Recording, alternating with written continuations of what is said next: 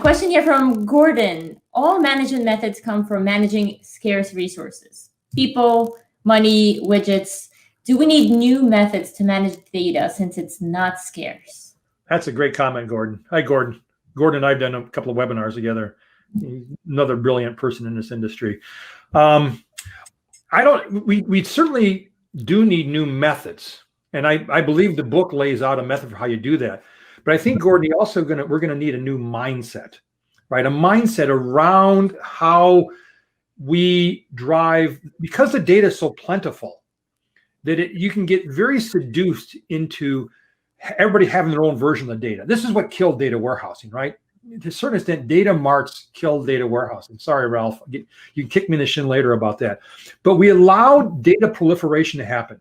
And I can tell you more than once, I sat in a meeting and I watched the VP of sales, the VP of finance, and the VP of marketing argue about whose numbers were right? Because they all had their own little data marts with all the same sales data, but everybody had tweaked it slightly different. So everybody had the word sales, but was that dead net? Was that gross? What you mean by sales, right? Oh, yeah, that's true.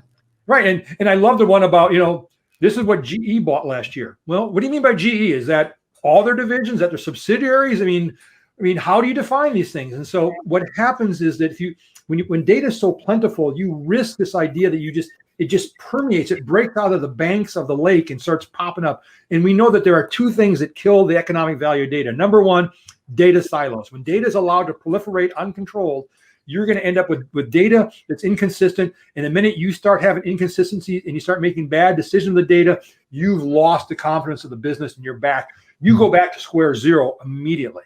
So you can't do that. So I think that's the challenge, is to keep us under. This is the chief data monetization officer you need to have a very strong governance operation that's governing how and where people are using that data, so it stays within the bounds of this idea of reusability and learning.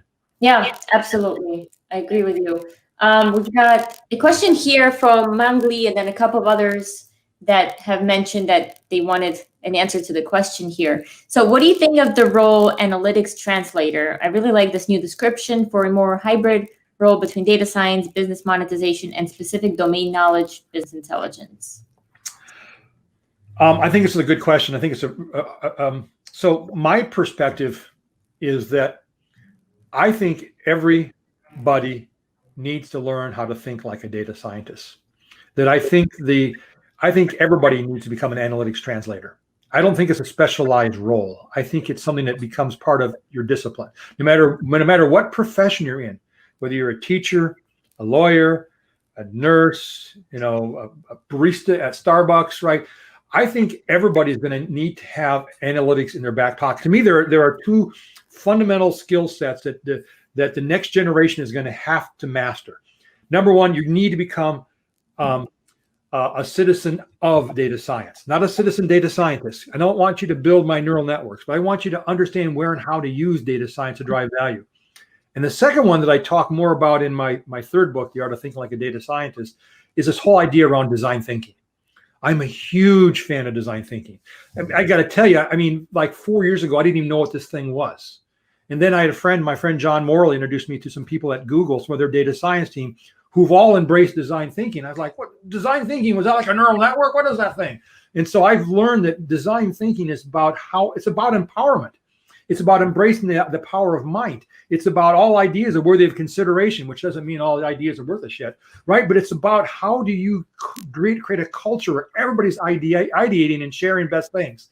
So I don't think an analytics translator is the right answer, is because I think everybody should become an analytics translator. It's kind of like how, back in the old days, you used to have operators and you'd call and say, can you connect, I'm showing my age, right? Can you connect me with so-and-so? Now we've alternate operators. Right, we dial our own phones. We don't go through an operator to dial our phone for us. So, anyway, I'll shut up. No, you're good. You're good. People are clearly enjoying it. Look at this comment from Raul. This is better than Dreamforce. Learning a lot more. And Sebastian here agrees with you. Great webinar. Everyone should be an analytics translator from operational to strategic roles. Amen.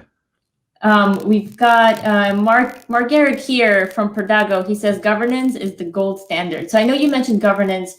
quite a few times that without governance, we have this dirty data lake, cesspool, waterfall, volcano thing happening. What would be your maybe 3 things you can tell people in terms of getting data governance right? What do we do? To me, the first thing about governance is I want to make certain, if I believe that the economies of learning are more powerful than economies of scale, then I want to create an environment where I'm learning more and more by reusing my assets. I want to encourage the reuse of my data sets and the reuse of my analytic modules, right? And this is, so the governance process should own stamping out data silos and stamping out orphaned analytics, right? We got to drive reuse. Governance, by the way, and this is a problem I've seen many times, most governance organizations don't have teeth. They can cajole, they can beg, they can buy people coffee and try to do things. No, I think you need to give the governance person, the head of the governance organization, which I'd argue would be the chief data monetization officer, you got to give them both a stick and a carrot, right? The carrot is, by reusing this data and analytics, we're going to accelerate your time to value and de-risk projects. There's a stick though too, right? If you start bringing in your own data sources and don't start sharing it, there has to be consequences, because that's when you start having the data that's, if you don't share the data, you don't get value from it. So to me, that governance process is all about making sure that you are getting the organization to reuse the data and analytic assets. The data governance organization has both a carrot and a stick, and it must be able to invest in the assets. So it must be able to direct investments and say, okay, what data sets really going to try to improve, right? We know that these data sets are the most important. Let's focus our investments on the cleansing, the alignment, the transformation, the enrichment of those data sets. So the head of the data governance council has to have not only teeth and stick and carrot, they got to have budget. They're the ones telling the organization, these are the most important data sets, we're going to invest here.